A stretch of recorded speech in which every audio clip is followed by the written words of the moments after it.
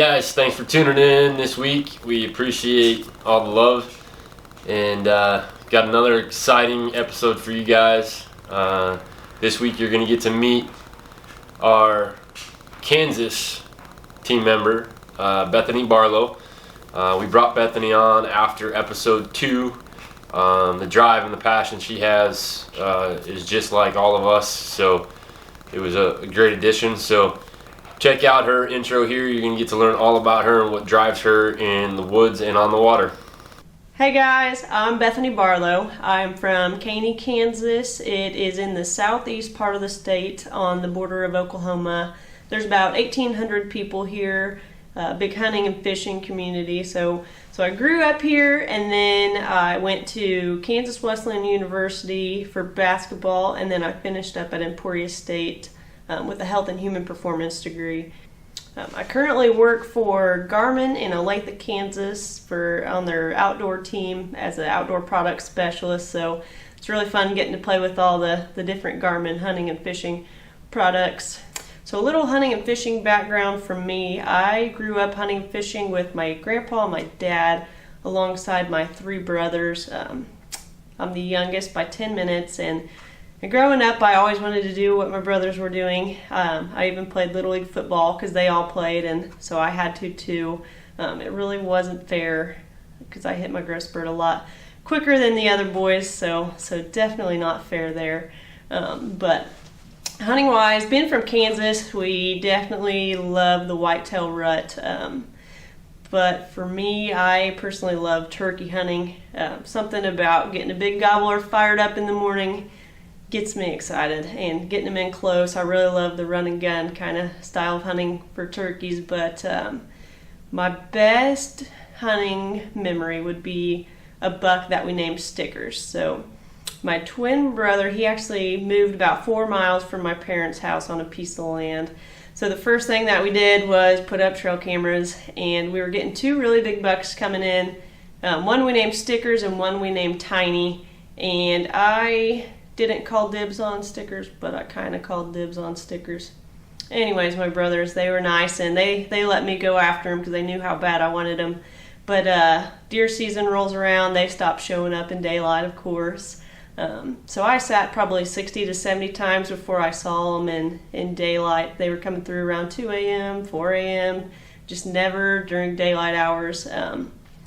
And so I think it was 7 days left of season. It was December 23rd. Stickers actually came through, and I was able to double lung them and get them down. But my brothers, they thought I was crazy because I passed up Tiny during the season, and I just wanted that deer so bad and actually got to make it happen. So that was pretty exciting for me.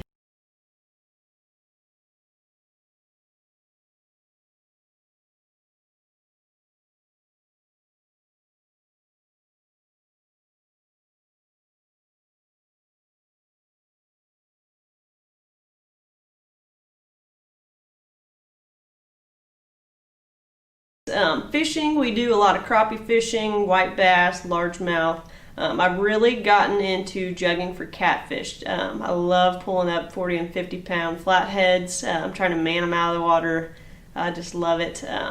My favorite fishing memory is going to be noodling a flathead.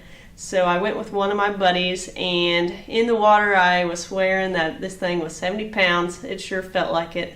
And then we got it on the bank, and it only ended up being 38. But definitely my biggest adrenaline rush on any hunting or fishing trip.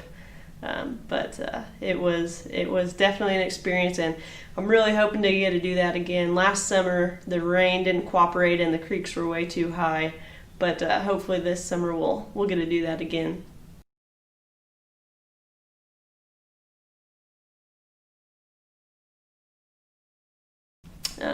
My dream hunt is going to be free range axis hunting, which I'm actually going to get to make that happen this next month. I'm really excited about it. I'm going to Junction, Texas with a family friend, and hopefully have some luck. If I get one, I'm probably gonna put it on the wall. Hopefully I don't jinx myself there, but really looking forward to that, and hopefully get to take you guys along with me. I'm really looking forward to this upcoming deer and waterfowl season. It's something I haven't got to do a whole lot of just because I've always focused on trying to get a big buck, but really hoping to get a buck early this season and then get out and do some waterfowl hunting. But hopefully I'll have some successful fishing trips in between then, and really looking forward to taking you guys with me. So, hope you learned a little bit about Bethany. You're going to see a lot more of her throughout the season. Coming up next, you heard it in a couple different episodes. Turkey season was just a killer for us here in Pennsylvania. So myself, Keith, and Rick, we had some tag soup this year, and wasn't as fun as we hoped it was going to be, but nevertheless we were outside enjoying the great outdoors and having fun while we did it. So you're going to see a quick last day of the season from myself. Thought I was going to close the deal that day, and it just didn't pan out. And also, right after, I'm going to show you a quick clip just enjoying the outdoors. Mother's Day was a few weeks ago, so we took my wife and the kids and my in-laws and some other relatives. We went to our local sportsman's club and just had a beautiful day out, enjoying some fishing. Kids were out on the boat, cooking on the grill. So hope you enjoy these quick clips, and we'll see you in a few. Alright guys, last day of PA turkey season. I got the morning. We had rain come in last night. Cooled down a lot this morning, 55 degrees. Got permission on the property yesterday. Got here, we got set up. The birds should be roosting. Alright guys, we got birds talking to us off to our right. So, one of these birds breaks, gets into the decoys, we're close. And we can end the season on a high note. And be out of here within a couple hours.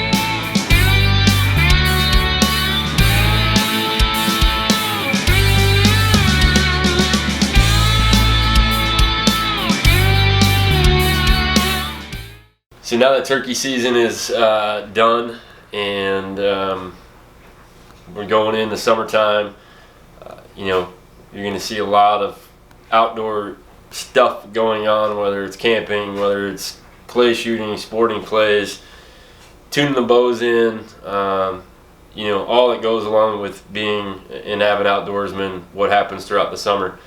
So the other day, Keith and I, it was a nice day. We had some rain in the morning and it cleared up.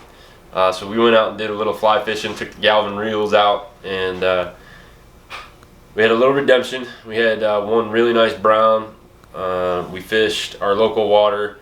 It's actually a trophy trout water as part of the Pennsylvania Fish Commission's initiative to, you know, better the trout population. So this is a catch and release artificial lure only area of the Tunkhannock Creek watershed, and this particular stretch that we fished is right behind one of the local colleges, so very easily accessible for any angler. Just again, no live bait. So we did catch one really nice brown trout. We saw tons of fish, just they weren't cooperating or they weren't enjoying the flies that we were throwing at them. So check this out, guys. We even had a little visit from some deer while we were out in the water. So it's just amazing to watch stuff happen when you're out. So enjoy the clip.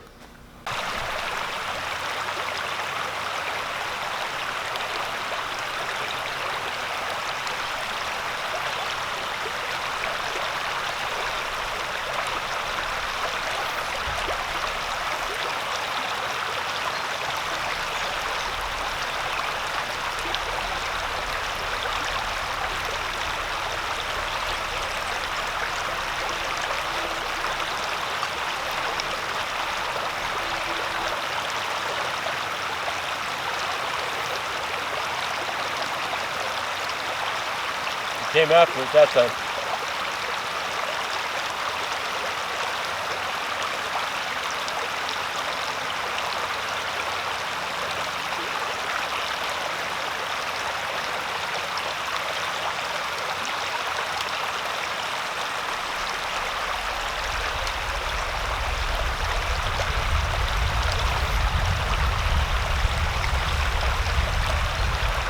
About to find out if the new waders are leak free.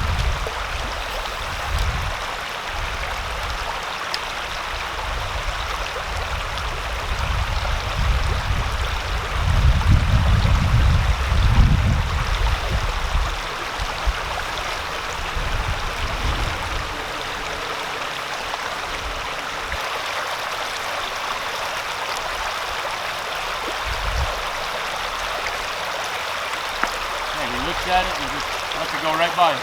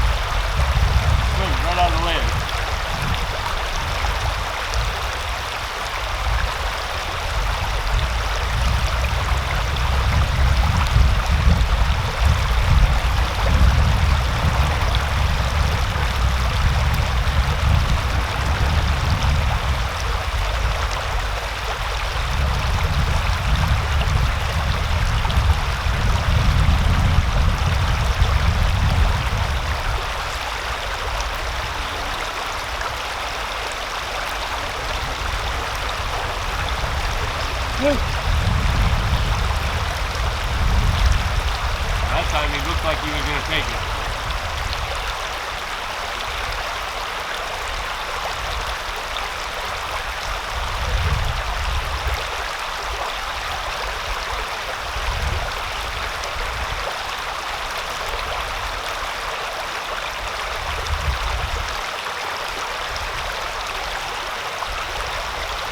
Got one.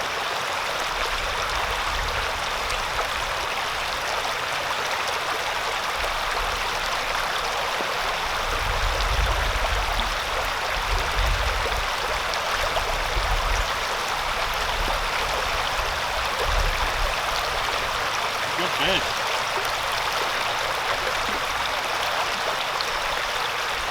Woo!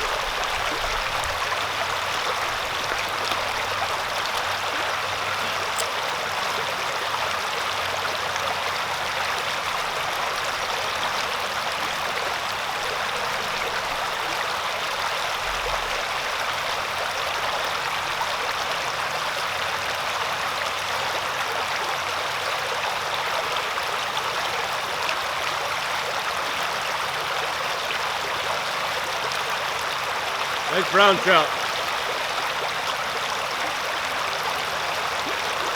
What'd you bring out, the hooch?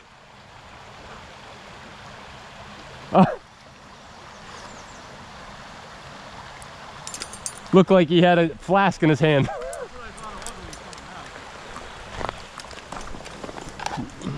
All right.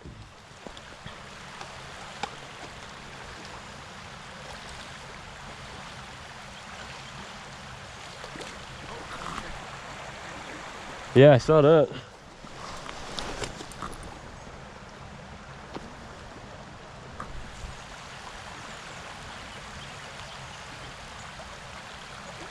All right, listen, over here, not the side with the yellow popper, the other side, there's an all black one with like hackle wrapped around it.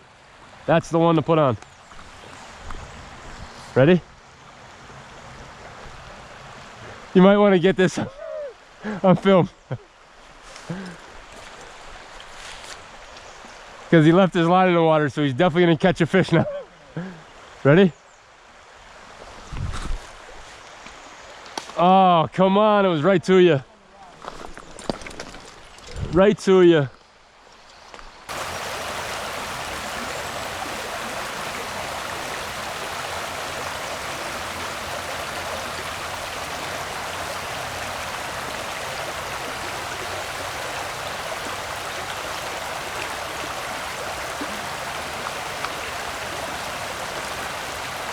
Nice brown trout.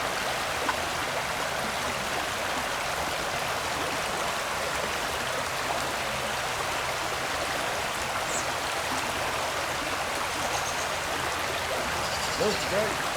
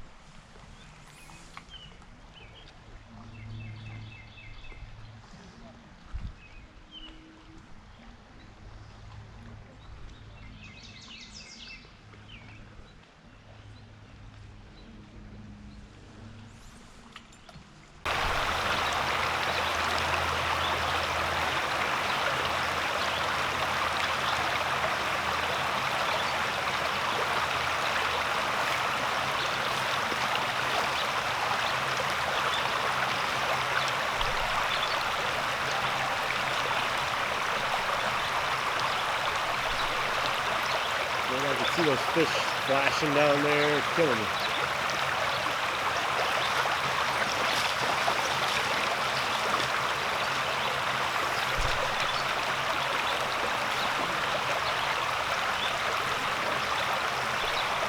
Hey guys, this is Keith here. Renee. And today we're going to be cooking Japanese teriyaki meatballs. From another recipe from Hank Shaw's book, Buck Moose. So what you need, you're making meatballs, so we're using venison from last year. Last year, yep. You're going to use panko breadcrumbs, garlic powder, onion powder, soy sauce, 2 eggs, and black pepper, and that's for your meatballs itself. And then you're going to make like a teriyaki sauce that is sake. We don't have sake on hand. I have sherry wine, cooking wine, so we're going to use some of that. Hoisin sauce, which I got in like the Asian section of my local grocery store. Mirin, which is a sweet sake, different than the actual sake that they call for. I add a little rice vinegar, cornstarch, using some brown sugar, and some of our ground ginger, or minced ginger. The ginger paste that we used in our last episode. And then we are serving it with white rice, which is in our Instapot. So if you hear any hissing, that's the Instapot working. And some zucchini. So what we did, we preheated our oven to 400. I'm gonna make up the meatballs. We'll get them in the oven, and then we'll get the sauce started. And then we'll come back, and you guys will see what the finishing products. All right, so if you wanna.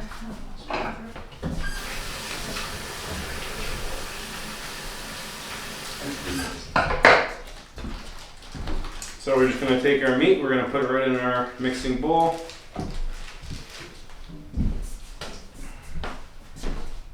Crack your eggs. I'm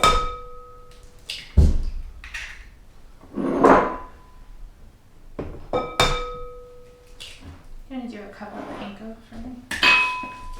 I just a little bit of garlic and a little bit of onion. Then we're going to do 1 cup of the panko crumbs.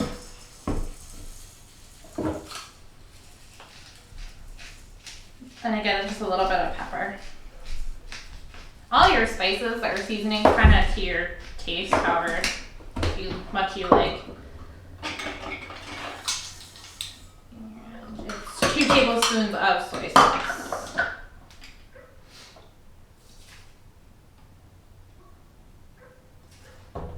And then you need 2 tablespoons of your ginger. There's another one behind me.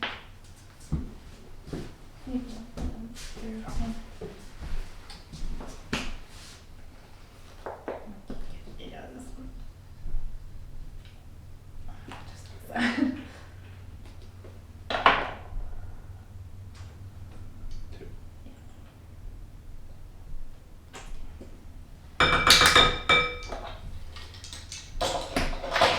Okay.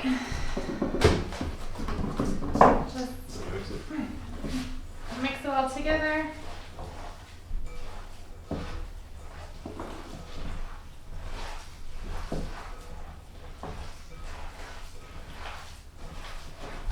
We're going to mix it just like you're making regular meatballs at home. Same basic thing, just different set of ingredients.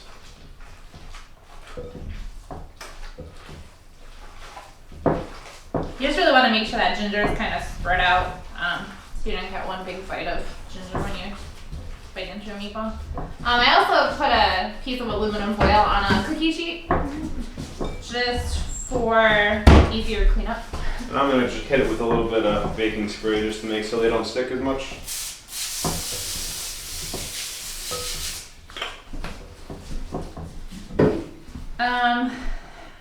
I don't like them huge. Keith likes them a little bit bigger than I like them. These are. You're almost making them like golf ball size or ping pong ball. About that size. You can serve these like as a meal, like we're gonna have. Some people serve them as appetizers, which are kind of nice too. In the end, you kind of garnish them with sesame seeds, which we've also just buy at our local grocery store. If you have a grocery store that has an Asian section, it's awesome. They have lots of the stuff that this cookbook that we use, the Hank Shaw book, requires, which is nice.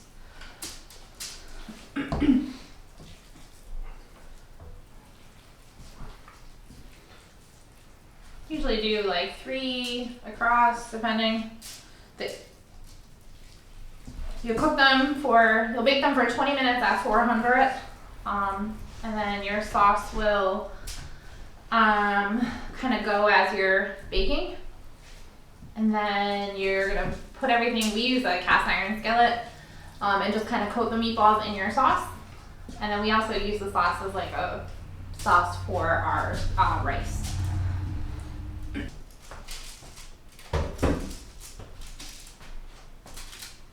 Just make sure you got a little space between them so they don't stick and they get some even temperature.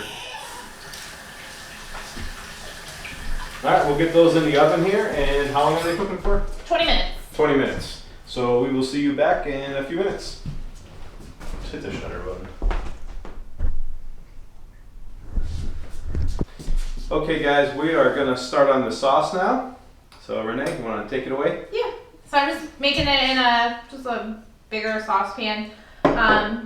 So it's 2 tablespoons of sake if you have it. If not, you can use sherry cooking wine.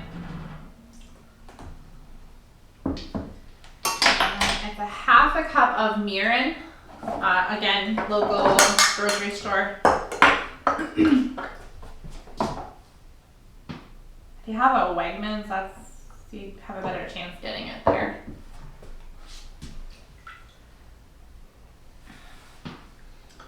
Next up is 1 tablespoon of sugar. And I'm gonna use brown sugar instead of white sugar. Just like the way brown sugar kind of caramelizes a little bit better.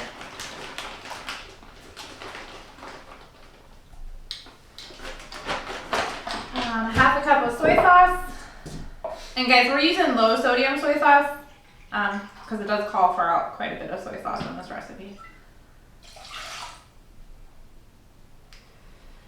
I add a little bit of this hoisin sauce, which is a like a smoky sweet sauce. I usually do about a half a tablespoon to a tablespoon. And it kind of helps thicken it up a little bit too. So I did a tablespoon tonight. And then you need cornstarch, which is 2 teaspoons. You can use cornstarch or potato starch. I'm just trying not to.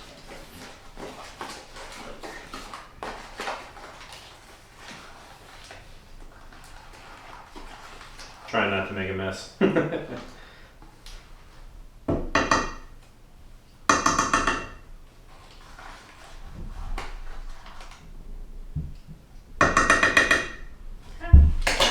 Pour a little bit of this rice vinegar in. Just to give it a little bit of that tang. Alright guys, I'm going to throw this on the burner, stir it up, and let it kind of bring it to a boil, and then let it just sit while everything's baking. Okay, we'll be back with you in a few minutes. Hey guys, so I poured our sauce that was in our saucepan into our cast iron skillet. Keith pulled out the meatballs. What we do is we just throw them in this cast iron. It's on like a medium-low heat. About 5 minutes kind of turning them just to get them really soaked in that sauce. We'll plate it up with our zucchini and our rice, and we'll be back with the finished product. Alright guys, so your final product here, some Japanese teriyaki meatballs with zucchini and white rice out of Hank Shaw's Cookbook Buck Buck Moose. Hope you enjoyed. See you guys soon.